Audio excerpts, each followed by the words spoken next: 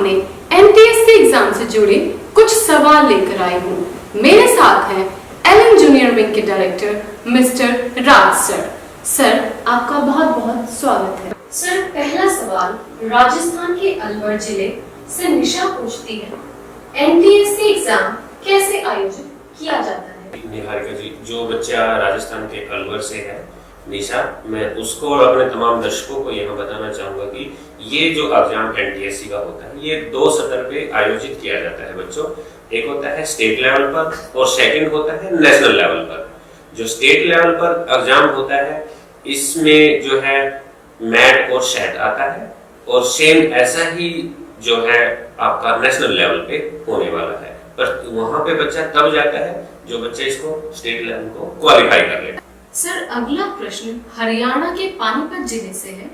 अरुण पूछते हैं, इस परीक्षा में हम कैसे आवेदन कर सकते हैं? जी देखिए निहारिका मैम, इसमें जो आपने बताया, जो बच्चा अरुण है हरियाणा के पानीपत जिले से, और उसने एक क्वेश्चन किया है, ये अच्छा क्वेश्चन है कि भाई हमें अगर जो योग्यता का और पात्रता का ना पता हो कि कौन आवेदन कर सकता है, तो ये जरूरी है बच्चों के लिए समझना जो 10th स्टैंडर्ड में 9th स्टैंडर्ड में पढ़ रहे होते हैं। तो देखिए बच्चे, अरुण मैं यहाँ आपको बताना चाहूंगा कि 9th स्टैंडर्ड में मिनिमम क्वालिफिकेशन मार्क्स जो है 60% क्राइटेरिया रखा गया है, और साथ में आप 10th अपीयरिंग स्टूडेंट होने चाहिए। यानी कि किसी भी स्कूल, किसी भी मान्यता प्राप्त स्कूल, स्टेट बोर्ड से रिकॉग्नाइज या आप केंद्रीय विद्यालय, तो कहीं पे अपीयरिंग हो तो आप इसमें आवेदन कर सकते हैं। सर, अगला प्रश्न रांची से विकास झा पूछते हैं कि छात्रवृत्ति के अलावा बच्चों को और क्या बेनिफिट है? जी यहाँ पे देखिए, मैं अपने तमाम दर्शकों को और अपना जो बच्चा है जिसका ये क्वेश्चन था, मैं उसको यहाँ बताना चाहूंगा कि जो सफल उम्मीदवार होता है उसके लिए छात्रवृत्ति तो इसमें रखी गई है, और छात्रवृत्ति के अलावा बहुत सारे बेनिफिट्स यहाँ देखिए मैं अपने तमाम दर्शकों को बताना चाहूंगा कि एनटीएससी के बेनिफिट्स कितने हैं। तो हर बच्चा कोशिश करेगा यहाँ पे आवेदन करने की, अगर जो इसके बेनिफिट्स का उनको पता लगे। पेरेंट्स के अंदर, स्टूडेंट्स के अंदर अवेयरनेस कम है, सो दैट्स व्हाई बच्चा एनटीएससी के लिए आवेदन कम करता है। अगर जो यहाँ पे अवेयरनेस अच्छे से फैलाई जाए पेरेंट्स तक, बच्चों तक, तो मैक्सिमम बच्चा एनटीएससी के अंदर अपीयर होने वाला है, अगर हम अच्छे तरीके से, अच्छे ट्रैक से सबको ये गाइडेंस प्रॉपर दे दें। तो यहाँ पे मैम ने जो जिक्र किया था छात्रवृत्ति का, जो बच्चे का क्वेश्चन था, उसके ऊपर मैं अगर बात करूंगा तो छात्रवृत्ति देखिए यहाँ पे बच्चे एक बहुत ही कम मात्रा की छात्रवृत्ति है। बहुत पेरेंट्स ऐसे हैं जो अच्छी रिच फैमिली के हैं बच्चे, और उनके लिए ये छात्रवृत्ति नाम मात्र की 1250 से स्टार्टिंग होती है हालांकि, और वो बच्चे को तब तक मिलती है जब तक उसकी हायर क्वालिफिकेशन बच्चे की कंप्लीट नहीं हो जाती है। लेकिन इसके साथ में हम ऐड करें तो ये छात्रवृत्ति, इसको नाम मात्र की मानिए, और ये भी मानिए कि ये आपको एक प्राइड ऑफ ऑनर मिला है यहाँ से, और देश ने आपको, भारत देश ने आपको एक एसेट के रूप में आपको नामांकित किया है, चिन्हित किया है, आपका चयन किया है कि आप भारत देश की खोज हो। तो ये इसके साथ जो सिंबॉलिक खर्चा तो दिया था पेरेंट्स को, उसके साथ साथ ये प्राइड ऑफ ऑनर के रूप में भी हमें देखना चाहिए। उसके बाद मैं इसमें बच्चे को और बेनिफिट ऐड ऑन करता हूँ। जैसे आजकल पेरेंट्स अपने बच्चे को फॉरेन भेजते हैं पढ़ने के लिए, स्टडी फर्दर एजुकेशन के लिए, या कहीं कोई इकोनॉमिक सिचुएशंस के लिए। तो यहाँ क्या होता है, जो फॉरेन यूनिवर्सिटी है मैम, तो फॉरेन यूनिवर्सिटीज के अंदर उसको 15% या कुछ ऐसा स्कॉलरशिप वहाँ पे मिलता है बच्चे को। कुछ सीटें रिजर्व की जाती हैं फॉरेन यूनिवर्सिटी के अंदर कि बच्चे को डायरेक्ट, जो एनटीएससी स्कॉलर होता है हमारे, बच्चे को वहाँ पे एकदम एडमिशंस मिलता है। तो ये बहुत बड़ी अचीवमेंट है। अगर हमारा एनटीएससी स्कॉलर है हमारा कोई बच्चा, तो वो बाहर जाना चाहता है तो फॉरेन में उसको वो भी चांस मिल रहा है वहाँ पे। तो ये बहुत अच्छी उपलब्धियां हैं, यहाँ बेनिफिट्स हैं एनटीएससी एग्जाम के। और इसके साथ साथ में अगर जो हम बात करें, सपोज कीजिए हमारा बच्चा कहीं गवर्नमेंट सिलेक्शन नहीं होती है, दोबारा फिर बताना चाहूंगा, बच्चे ने अपनी जिंदगी की आधी जंग तो एनटीएससी क्लियर करके जीत ली। अगर जो बच्चा ये होता है कि हमने कोई गवर्नमेंट जॉब नहीं मिली है, देखिए 10th स्टैंडर्ड एक ऐसा बेस है जहाँ से बच्चे को चैंपियन बोला गया देश के द्वारा, तो वो उसके अंदर बहुत सारी चीजें अंदर एनर्जेटिक हो जाता है। और जब बच्चा कोई एनर्जेटिक होता है उसके लिए आगे नीट जेई बहुत सारे एग्जाम क्रैक करने होते हैं, तो उसके लिए एक छोटा सा पायदान जो उसने यहाँ से स्टार्टअप किया है एनटीएससी वाला, तो एक बहुत बड़ा एक गोल हो जाता है, उसका टारगेट एक डिसाइड हो जाता है कि उसने बहुत आगे जाना है। लास्ट में हम यहाँ प्राइवेट सेक्टर की जॉब के लिए जो हम बात करें बच्चे की, तो कहीं पे भी बच्चा इंटरव्यू या कोई किसी बोर्ड में अपीयर होता है, तो देखिए सबसे पहले तो जो उसका इंटरव्यू होता है वो तो बोर्ड देखता ही है, लेकिन सबसे पहले उसका इंटरव्यू देने से पहले जो उसके डॉक्यूमेंट्स के अंदर उसका जो चला गया है ना, एंड ये बच्चा एनटीएससी स्कॉलर है, ये अपने आप में बहुत बड़ी चीज हो जाती है कि आपने अपनी छाप अपने इंटरव्यू से पहले बोर्ड को सौंप दी है। तो ये बहुत सारी चीजें हैं यहाँ पे जो बच्चे के बेनिफिट की हैं। तो दर्शकों ने ये जो इसके बेनिफिट्स देखे हैं, ये बहुत सारे और भी बेनिफिट्स हैं, जैसे कि आईआईटी कानपुर और बॉम्बे, वहाँ भी 15% सीटें रिजर्व होती हैं जो हमारा एनटीएससी स्कॉलर बच्चा होता है। तो बच्चों, एनटीएससी का एग्जाम आपने 101% अपीयर करना चाहिए जो 10th स्टैंडर्ड में है, पर इसका आपने 9th स्टैंडर्ड से इसको फॉलो में लेना चाहिए, जो मैं अपने दर्शकों को यहाँ बताना चाहूँगा। सर, सवालों की कड़ी में और सवाल जुड़ते जा रहे हैं, बच्चों के प्रश्न आए। अब एक अगला प्रश्न एक अभिभावक का है जो दिल्ली से है, जिनका नाम कंचन है। कंचन पूछती है, स्टेज 1 पर परीक्षा का माध्यम क्या होगा? जी देखिए, मैं यहाँ जो अपने भारत देश के कोने कोने से जो ये क्वेश्चन आ रहे हैं, एक बच्चे का भी क्वेश्चन जो या पेरेंट्स जो है कंचन जी जो दिल्ली से बात कर रहे हैं, तो इनका जो क्वेश्चन है परीक्षा का जो है वो माध्यम क्या है। परीक्षा का माध्यम देखिए, यहाँ मैं अपने जो पेरेंट्स हैं उनको बताना चाहूँगा कि परीक्षा का माध्यम इंग्लिश और हिंदी रखा गया है, फिर भी पर्टिकुलर स्टेट इसको डिसाइड कर सकता है अपना क्षेत्रीय भाषा के अकॉर्डिंग। ये एनसीईआरटी और स्टेट बॉडी मिलकर इसको डिसाइड करते हैं।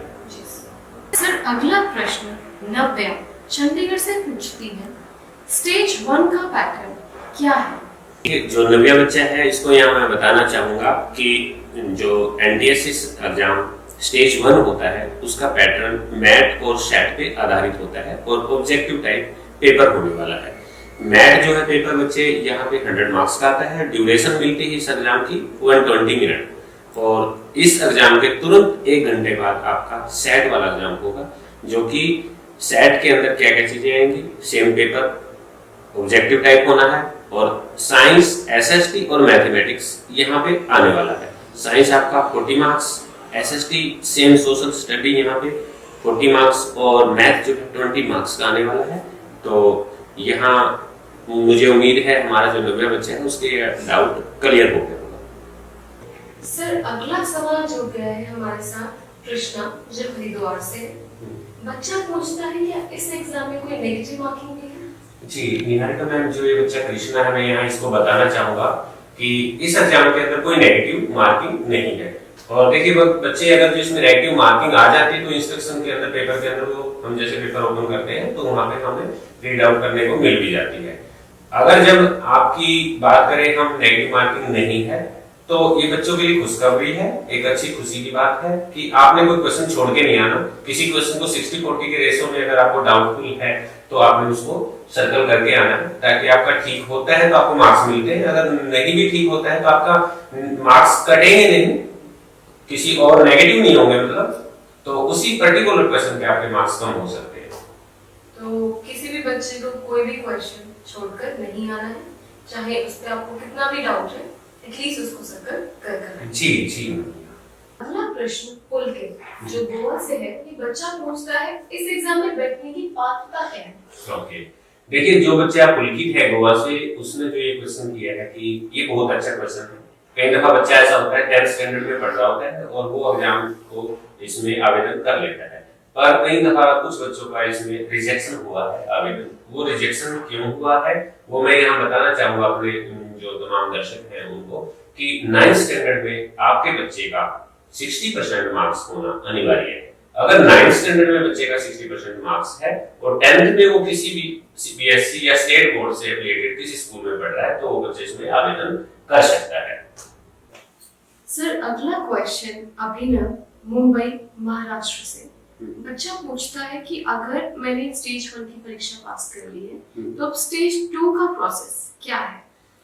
देखिए, जो बच्चा ये क्वेश्चन कर रहा है कि हमारा स्टेज 1 एनटीएससी का अगर क्वालिफाई हो जाता है तो स्टेज 2 के लिए क्या प्रोसेस और प्रोटोकॉल होता है, उसके लिए मैं अपने बच्चे को यहाँ बताना चाहूंगा, साथ में अपने तमाम दर्शकों को भी यहाँ बताना चाहूंगा कि जो अगर हम बच्चे स्टेज 1 क्वालिफाई कर लेते हैं तो स्टेज 2 के लिए आपको कुछ नहीं करना है। जो एनसीईआरटी आपके जो होम एड्रेस है उसी होम एड्रेस पे, सेम एड्रेस पे आपको स्टेज 2 का जो है रोल नंबर सेंड कर देंगे स्पीड पोस्ट के थ्रू। अगर फिर भी आपका किसी भी पेरेंट्स का किसी रीजन की वजह से कोई एड्रेस या कोई वो ट्रांसफर करते हैं आप, तो वो आपने एनसीईआरटी को पहले ही आवेदन देना पड़ेगा कि मैंने ये अपना एड्रेस चेंज किया। सर, अगला प्रश्न मनिंदर सिंह जी का, जो इस समय ओंटारियो कनाडा में रह रहे हैं। ये मोगा पंजाब से बिलोंग करते हैं। इनका प्रश्न है, क्या मेरा बच्चा जो अभी 9वीं कक्षा में पढ़ रहा है तो क्या वो एनटीएससी एग्जाम दे सकता है? जी मनिंदर जी, जो देखिए सबसे पहले मैं बताना चाहूँगा अपने दर्शकों को, ये हमारा जो एलन जूनियर विंग है उसके लिए एक गौरवान्वित पल है कि देश के कोने कोने से तो हमारे पास निहारिका जी क्वेश्चन आ ही रहे हैं, विदेशों से भी मतलब पेरेंट्स हमसे जुड़े हुए हैं। उनको जो ये उन्होंने भरोसा हम पे जताया उसके लिए मैं एक दिल से आभार व्यक्त करता हूँ। और मैं बताना चाहूंगा अपने मनिंदर जी जो बच्चे के पेरेंट्स हैं उनको कि जो आपका बच्चा 10th स्टैंडर्ड में या 9th स्टैंडर्ड में किसी भी ग्रेड में अगर पढ़ रहा है तो और भी किसी दर्शक का रिलेटिव या कोई बच्चा जो फॉरेन में पढ़ रहा है तो उसके लिए एक यहाँ पे मैं ऐड करता हूँ एक लाइन कि फर्स्ट स्टेज जो है उसके लिए उसको एग्जैम्प्ट मिल जाता है, वहां पे छूट मिल जाती है। फर्स्ट स्टेज उसको नहीं देना पड़ता, वो बच्चा डायरेक्ट स्टेज 2 में अपीयर हो जाता है। तो कुछ पेरेंट्स क्या हमारे यहाँ एक प्रचलन है, बाहर से बहुत सारे कैंडिडेट जो है फॉरेन में रह रहे हैं तो उनका जो बच्चा या बच्ची किसी 10th या 9th स्टैंडर्ड में पढ़ रही है तो उनको मैं बताना चाहूंगा कि एनटीएससी के लिए जो टाइम होता है, ड्यूरेशन होता है आवेदन करने का, तो वो इसके लिए ना भूलें क्योंकि उसके लिए बहुत अच्छी अपॉर्चुनिटी है यहाँ कि वो फर्स्ट स्टेज उनको एग्जाम नहीं देना पड़ता। ठीक है, वो डायरेक्ट बच्चा स्टेज 2 में आ जाता है। सर, अगला प्रश्न एक अभिभावक का है। इनका नाम है किशोर, जम्मू से बिलोंग करते हैं। ये पूछते हैं कि अगर किसी बच्चे का मैथ्स और साइंस अच्छा है तो क्या एनटीएससी एग्जाम उस बच्चे के लिए ज्यादा आसान होने वाला है? देखिए निहारिका मैम, यहाँ पे अपने अभिभावक जो है हमारे उनको मैं बताना चाहूंगा कि बच्चे 2 टाइप के होते हैं। एक वो होता है जिसका मैथ साइंस बहुत अच्छा होता है, उस बच्चे का भी प्लेटफॉर्म है ही, पर लेकिन ऐसा नहीं है कि वही बच्चे इसको करेक्ट कर सकता है जिसका मैथ और साइंस अच्छा नहीं, ऐसा कुछ नहीं है। इसमें मेंटल एबिलिटी टेस्ट जो मैथ होता है वो पूरे 100 मार्क्स का होता है। यहाँ हम बात करते हैं कि मैथ और साइंस इस एग्जाम के अंदर सेट के अंदर जो आता है वो केवल 60 मार्क्स का आता है और उधर अलग पार्ट रह जाता है हमारा सेट का एसएसटी।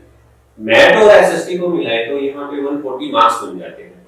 तो जिस बच्चे का मैथ साइंस अच्छा नहीं है वो तो कोई यहाँ इंक्लूड नहीं हुआ, पर यहाँ 140 मार्क्स बन रहे हैं। और मैथ और साइंस से अगर बच्चा कोई 10-15% कर लेता है जो 60 मार्क्स में से, तो डेफिनेटली उस बच्चे का ये एग्जाम क्रैक हो जाता है। तो ऐसा नहीं है, वो बच्चे भी इसमें बहुत अच्छा कर सकते हैं जिसका मैथ साइंस अच्छा नहीं है। हमने मैथ साइंस अच्छा नहीं है तो स्ट्रेस और वर्क कहाँ पे करना है, टाइम कहाँ देना है, ये इंपॉर्टेंट बन जाता है यहाँ। तो इम्पोर्टेंट जो चीज है उस पर फोकस करना हमने बच्चों। सबसे इम्पोर्टेंट यहाँ हमारे लिए बनता है मैथ और साथ में एसएसटी। मैथ को हमें पूरा टाइम देना है, मैथ वाले पेपर पे हमें कोई लूज नहीं खेलना है क्योंकि मैथ ही आपका एक सक्सेस का बंधन बन सकता है। अगर मैथ में आप पिछड़ गए तो फिर देखिए एग्जाम में आप पीछे चले जाओगे। तो मैथ और एसएसटी दोनों मिला के आप अच्छा कर लीजिए, साथ में 8-10 क्वेश्चंस आप जो मैथ साइंस से अच्छा कीजिए तो डेफिनेटली वो वाला बच्चा यहाँ पे क्रैक कर लेगा। तो 101% ये दोनों बच्चों के लिए एक अपॉर्चुनिटी बन जाती है। मैं तो एक मैक्सिमम इसको उन बच्चों को ज्यादा क्रेडिट देना चाहूंगा जिन बच्चों का मैथ साइंस अच्छा नहीं है। क्योंकि वो देखिए वो वाले बच्चे ये सोचते हैं कि भाई ये एनटीएससी ना अच्छे बच्चों का होता है जो इंटेलिजेंट होते हैं। ऐसा कुछ भी नहीं है। मैथ एक ऐसा सब्जेक्ट है जहाँ सिर्फ आपको देख के आंसर देना होता है। कुछ चीजें ऐसी आती है जैसे वर्बल रीजनिंग और नॉन वर्बल रीजनिंग में कुछ चीजें ऐसी आती है जिसको आपने पिक्चर देख के आंसर देना होता है। तो वहां पे हर कोई इसको एग्जाम को क्लियर करने की कोशिश कर सकता है। तो आपने अपना ड्यूरेशन ऐसा बनाना है, स्लॉट ऐसे टाइम फिक्स करना है कि आपने पर डे 20 क्वेश्चंस से ज्यादा क्वेश्चन आपने पर डे इसको रीड आउट करने हैं, सॉल्यूशन करने हैं, टाइम टेबल बना के चलना है। तो डेफिनेटली आपके बच्चे इसमें बहुत अच्छा कर सकते हैं, क्लियर करने की कोशिश कर सकते हैं। तो आपने अपना ड्यूरेशन ऐसा बनाना है, स्लॉट ऐसे टाइम फिक्स करना है कि आपने पर डे 20 क्वेश्चंस से ज्यादा क्वेश्चन आपने पर डे इसको रीड आउट करने हैं, सॉल्यूशन करने हैं, टाइम टेबल बना के चलना है। तो डेफिनेटली आपके बच्चे इसमें बहुत अच्छा कर सकते हैं। सर अगला प्रश्न हरियाणा की करनाल जिले से है। बच्चे का नाम है आयुष। ये बच्चा पूछता है कि इस एग्जाम में कोई रीचेकिंग या रीटोटलिंग का प्रावधान है?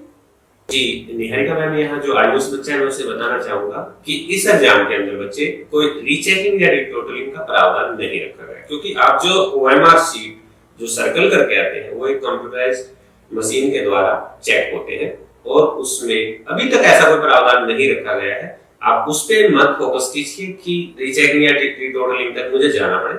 आप फर्स्ट फेज में ही अपने आप को रखिए और वहीं से अपने आप को एक अच्छा सा सेटअप अपना बना के चलिए कि मुझे ये करके आना है, ये मेरा सही है या गलत है। तो आप उस पे निश्चिंत हो जाइए बस, ठीक है।